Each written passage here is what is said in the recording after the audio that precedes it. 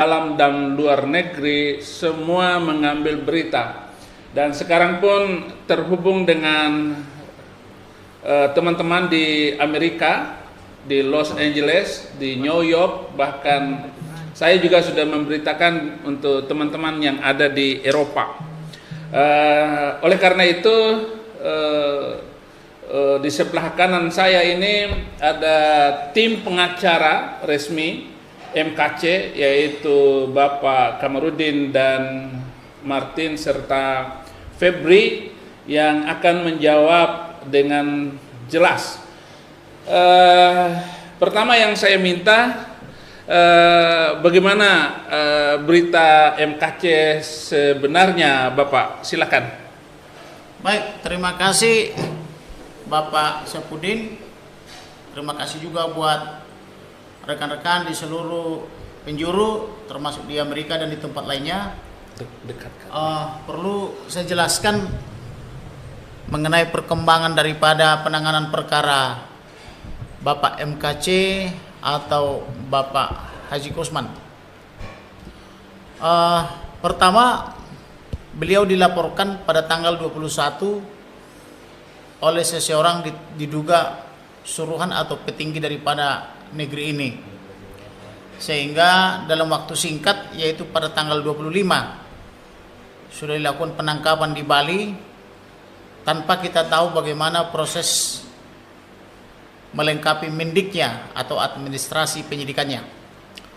Kemudian setelah ditangkap dia di Bali tanggal 25, segera dilakukan pemeriksaan di Polda Bali, dan pada sore malam harinya sudah tiba di Jakarta, diperiksa lagi tanpa didampingi oleh advokat atau penasihat hukum.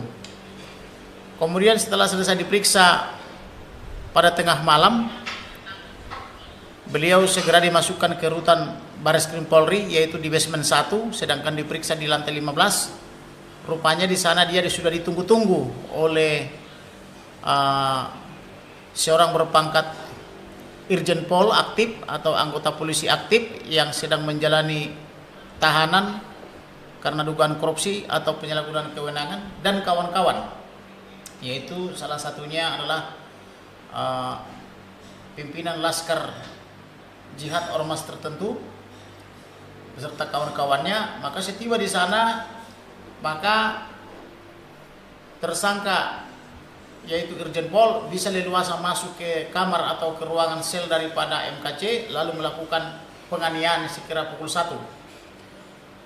Melakukan penganiayaan, kemudian penyiksaan dilakukan selama kurang lebih 3 jam, dari sekira pukul 1 sampai dengan jam 3, tanpa ada yang melerai, tanpa ada yang menghentikan, dan sengaja dibiarkan oleh penjaga rutan Mabes Polri, walaupun sudah berkumpul orang dari seluruh sel mengerumuni, tetapi sengaja dibiarkan dan tidak ada upaya untuk mencegah. Selanjutnya pada sore hari, masih di tanggal 26 September, MKC dipanggil lagi untuk keluar dari selnya, namun di luar sudah ditunggui oleh Irjen Pol dan kawan-kawan, kemudian disiksa lagi, dipukul pakai tangan kanan dan kirinya sampai dia terjatuh lagi dan tersandar di dinding atau di sel. Nah, begitulah proses penyiksaan daripada Bapak MKC atau Haji Muhammad Kusman. Kemudian setelah dia keluar dari sel itu untuk dimintai keterangan, penyidik melihat muka dia sudah babak belur, sudah sakit, lalu penyidik membantu dia membuat laporan polisi, kemudian divisum sebentar ke rumah sakit Polri. Akan tetapi penyidik tidak berupaya untuk melakukan pengobatan atau untuk perawatan. Hanya sekedar, mungkin dugaan kita adalah kalau dia misalnya nanti meninggal dunia atau ada apa-apa, sehingga penyidik membuat antisipasi bahwa yang melakukannya adalah sesama tahanan. Padahal tidak seperti itu, tapi adalah ada peran daripada anggota Polri yang ada di luar, yaitu perwira-perwira, khususnya penjaga tahanan itu. Kemudian dalam keadaan sakit, malam harinya tanggal 26 masih diperiksa juga. Diperiksa sampai kurang lebih tengah malam, yaitu sesuai berita acara pemeriksaan. Jadi tidak ada belas kasihan bahwa dia sudah sakit-sakitan tidak dibawa berobat, tapi tetap diperiksa oleh penyidik Cyber Polri. Nah, kemudian di waktu yang sama, penyidik Cyber Polri memberi pesan kepada kurang lebih 15 orang advokat atau pengacara yang menunggu di lantai 15 bersiap-siap untuk mendampingi dengan berita bahwa MKC terkena dugaan COVID atau dia harus melakukan isolasi mandiri kurang lebih 2-3 minggu, sehingga pengacara-pengacara yang di lantai 15 itu percaya begitu saja kepada informasi yang diberikan oleh penyidik, sehingga mereka juga memberi kabar kepada pers bahwa MKC baik-baik saja. Begitulah kurang lebih 2 minggu ditangani oleh advokat atau pengacara yang lain dan mereka tidak berhasil menemui MKC, demikian juga keluarga tidak berhasil menemui. Kemudian pada tanggal 15 saya dan kawan-kawan termasuk anaknya di sebelah kiri saya Febri, di sebelah kanan Martin, membuatkan kuasa untuk mendampingi beliau. Kemudian setelah kita dampingi, kita investigasi, ternyata benar dugaan kita bahwa dia telah dianiaya dan disiksa di dalam rumah tahanan Bareskrim Polri. Sejak saat itulah kita menyampaikan keberatan dan meminta keterangan kepada Direktur Cyber Polri, Direktur Tindak Pidana Umum, kemudian Kabareskrim dan Kapolri. Kenapa bisa ada penyiksaan di rumah tahanan Bareskrim Polri? Sedangkan Indonesia sudah meratifikasi Undang-Undang HAM, tetapi terjadi pelanggaran HAM berat di dalam rumah tahanan Bareskrim Polri. Kemudian Indonesia juga sudah meratifikasi Konvensi Internasional tentang anti penyiksaan, tetapi penyiksaan justru terjadi di pusat kepolisian atau Bareskrim Polri. Selain itu kita juga sudah bersurat kepada Komnas HAM, kepada Komisi Kepolisian Nasional, kepada Komisi Kejaksaan, kemudian kepada Presiden, Ketua DPR, Ketua MPR, beserta lembaga-lembaga lainnya termasuk Mahkamah Agung dan Jaksa Agung, Mahkamah Konstitusi, KPK, tetapi belum ada satupun yang bersedia dan atau belum ada satupun lembaga yang berani menjawab pertanyaan kami. Nah, yang lebih celaka adalah bahwa kami memohon supaya MKC dibawa berobat ke rumah sakit karena selama dia 2-3 minggu dikurung di Bareskrim Polri, beliau belum pernah dibawa berobat kecuali hanya dijejali dengan obat-obatan untuk penahan rasa sakit. Akan tetapi sampai dengan detik ini yang bersangkutan belum pernah dibawa berobat ke rumah sakit. Padahal Undang-Undang Nomor 8 Tahun 1981 sudah mengatur secara jelas apa saja hak-hak tersangka, mulai dari pasal 50 sampai dengan pasal 68. Demikian juga dengan turunan berita acara pemeriksaan tersangka. Sampai dengan hari ini walau kita minta, penyidik selalu mengatakan tidak ada izin dari Dir Cyber Polri. Jadi teman-teman dari Bareskrim Polri mereka mencoba menegakkan hukum dengan melakukan kejahatan hukum dan atau dengan cara melawan hukum. Itulah yang terjadi saat ini di penanganan MKC. Nah, kemarin sore sampai malam kami masih mendampingi beliau. Beliau juga dalam keadaan sakit, di mana bibir beliau sangat bengkak luar biasa. Kami tidak tahu penyebabnya apa, tetapi sudah kami mohonkan supaya dibawa berobat. Tetapi jawaban dari penyidik belum ada izin untuk itu, hanya sebatas mengajukan permohonan saja, tapi izinnya belum ada untuk dibawa berobat. Nah, semoga ke depan penanganan MKC bisa lebih baik lagi. Begitu kira-kira Pak Saipudin. Oke, tadi dikatakan bahwa dia disiksa. Banyak berita di online ataupun di channel bahwa beliau disiksa lanjut katanya. Betul. Apa bagaimana? Betul, jadi penyiksaan itu dalam satu hari kurang lebih 3 kali. Pertama dimulai jam 1 dini hari tanggal 26 Agustus 2021. Kemudian sampai dengan jam 3 dini hari tanggal 26 Agustus 2021. Kemudian diulangi lagi jam 15 atau jam 3 sore disiksa lagi oleh Irjen Pol dan kawan-kawan itu, dan itu adalah atas peran daripada pihak kepolisian karena dia dipanggil dari ruangan. Tentunya karena dia sudah disiksa dari dini hari jam 1 sampai jam 3, seharusnya dia dijaga ketat ketika dibawa dari ruang sel. Akan tetapi justru ada peran daripada orang yang memanggil ke ruangan itu menyodorkan kalau saya lihat video itu menyodorkan MKC untuk disiksa lagi. Karena ketika jenderal itu memanggil dari belakang, si pemanggil dua orang ini justru menahan supaya dia menghadap dulu kepada sang jenderal itu untuk disiksa lagi kan gitu. Waduh. Ya. Benar nggak itu mukanya dikasih tai atau feses gitu? Betul. Jadi berdasarkan rekaman video, termasuk juga keterangan saksi-saksi, termasuk keterangan daripada klien kami Bapak Haji Kosman atau Muhammad Kece, beliau benar dilaburi atau dibalsem dengan feses atau tinja, gitu. Pasca disiksa ya. Ya, ini saudara-saudara pertanyaan-pertanyaan sehingga tidak simpang siur agar kita semua tahu itu sekaligus pelanggaran hak asasi manusia, itu pelanggaran berat dan tidak bisa didiamkan saja. Apa tindakan pengacara untuk selanjutnya? Apakah memberi maaf ataupun melanjutkan pelaporan kasus ini? Betul, sebelum saya dan rekan Martin maupun Febri menjadi advokat atau penasihat hukum daripada MKC, di bawah ancaman akan ada pembunuhan kepada MKC, kepada keluarga maupun penasihat hukumnya apabila tidak mencabut laporannya, sehingga atas konsep yang disodorkan oleh para pelaku pada tanggal 4 September 2021 MKC sudah mencabut laporannya tanggal 4 September bagaimana? 4 September. Kemudian setelah kami menjadi penasihat hukumnya, kami telah membatalkan pencabutan itu. Saya katakan bahwa ini kejahatan yang luar biasa, pelanggaran HAM yang sangat berat, di mana penegak hukum seolah-olah menegakkan hukum dengan melakukan kejahatan hukum.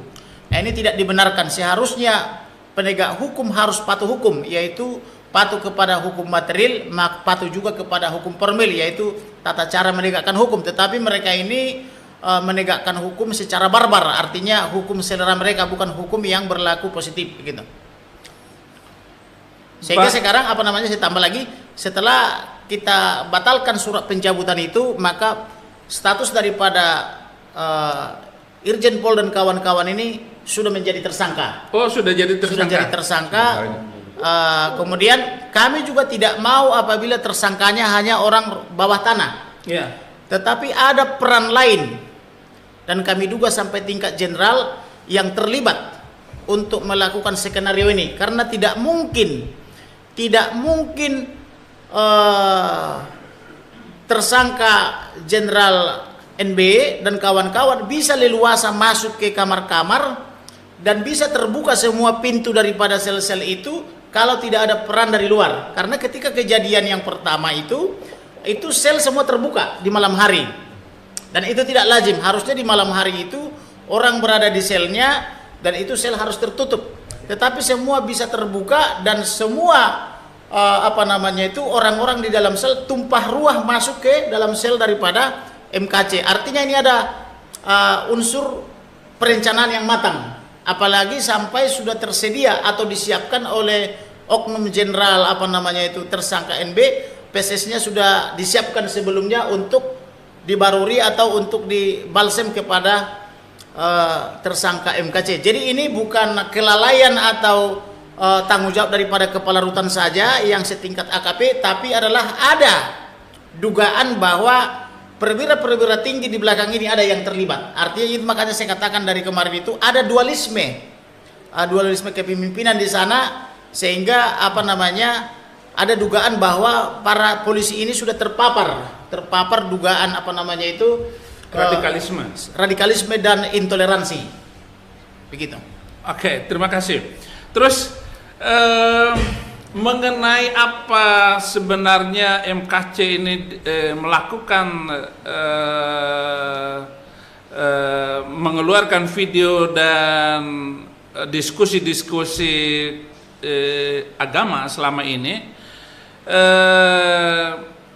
apakah pengacara menduga ini ada kaitannya dengan pembiaran terhadap satu golongan yang lain, yaitu penghinaan dan penistaan terhadap agama Kristen. Mungkin bisa dijelaskan? Baik, betul.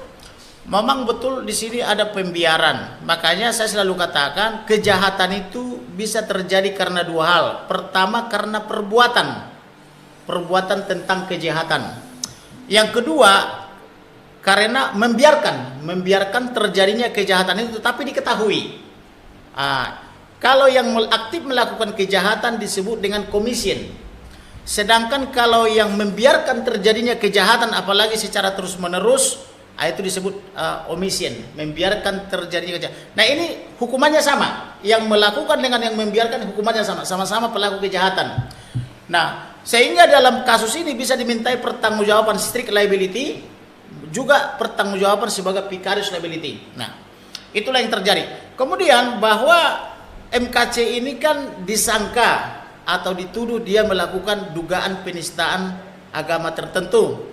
Nah, sementara ketika saya interogasi di hadapan penyidik, MKC ini jelas-jelas mengatakan bahwa dia tidak ada niat untuk menista agama lain, tetapi yang dia lakukan adalah semacam hak jawab. Dia melakukan hak jawab dan juga diskusi ilmiah. Karena yang dia lakukan adalah hanya membaca saja. Ketika Abdul Somad mengatakan bahwa di salib itu ada jin kafir, berseru-seru memanggil haleluya, haleluya, begitulah tangan daripada Abdul Somad mengatakan dia melihat di salib itu ada jin kafir. Tetapi karena tidak ada orang lain dan tidak ada juga referensi maupun dalil di dalam buku-buku kitab suci yang menyatakan di salib ada jin kafir, maka akibat dugaan penistaan yang dilakukan oleh Abdul Somad dan kawan-kawan, terutama lagi ada yang menyatakan bahwa Yesus itu lahir dari hubungan perzinahan antara Bunda Maria yang suci menurut Kristen dan Katolik dengan dituduh berzina dengan tentara Romawi, maka MKC dan kawan-kawan ini terpancing untuk diskusi ilmiah secara interaktif, sehingga ketika dia menjawab tuduhan itu atau fitnah itu, maka Barreskrim Polri hanya melihat bahwa MKC lah penista atau disangka penista, sedangkan yang lain itu adalah semacam ceramah atau dakwah. Jadi di sini ketidakadilan hukum kita karena ada standar ganda dalam penerapan, walaupun hukum itu harusnya diberlakukan sama kepada setiap orang, mengingat salah satu asas hukum adalah audi et alteram partem atau equality before the law gitu. Tetapi dalam penerapannya, karena polisi kita ini belum bisa berdiri di atas nama agama, dia masih melekat di KTP-nya maupun di identitas lainnya agamanya, sehingga dia selalu berpihak. Kalau ceramah-ceramah atau fitnah-fitnah yang lain itu seperti dari Yahya Waluni, Ustadz Munandar, Irene Handono, kemudian Menasim Ali menyatakan Yesus itu anak haram, itu bagi Barreskrim Polri dianggap sebagai dakwah atau ceramah. Tetapi ketika ada nanti yang menjawab apologet Kristen atau Katolik, itu penistaan. Nah, ini yang tidak tepat. Ini namanya hukum psikopat kalau menurut saya. Artinya ada standar ganda. Hanya psikopat yang mampu melaksanakan ini. Begitu loh. Jadi psikopat itu susah ditebak, kadang baik, kadang jahat di waktu yang bersamaan kan begitu. Jadi hukum kita ke depan tidak boleh seperti itu. Setiap orang harus diperlakukan sama di hadapan hukum dan pemerintahan sesuai pasal 27 Undang-Undang Dasar 45. Dan kemudian soal beragama dan beribadah itu sudah ada diatur dalam pasal 28 Undang-Undang Dasar 45. Junto dijamin oleh pemerintah pasal 29 Undang-Undang Dasar 45. Hanya saja pemerintah eksekutif dan legislatif belum mau untuk menelurkan suatu produk hukum yang lebih spesifik, yaitu berupa undang-undang tentang adanya jaminan kebebasan umat beragama dan beribadah. Sehingga kalau sudah ada jaminan itu, tidak akan ada lagi tuduhan-tuduhan penistaan maupun yang lainnya itu. Oke. Terima kasih. Kita kembali dulu ke Pak Saudara Tony Bastaman, ya. Silakan, mungkin dari teman-teman di luar negeri mau bertanya, saya beri kesempatan. Ya,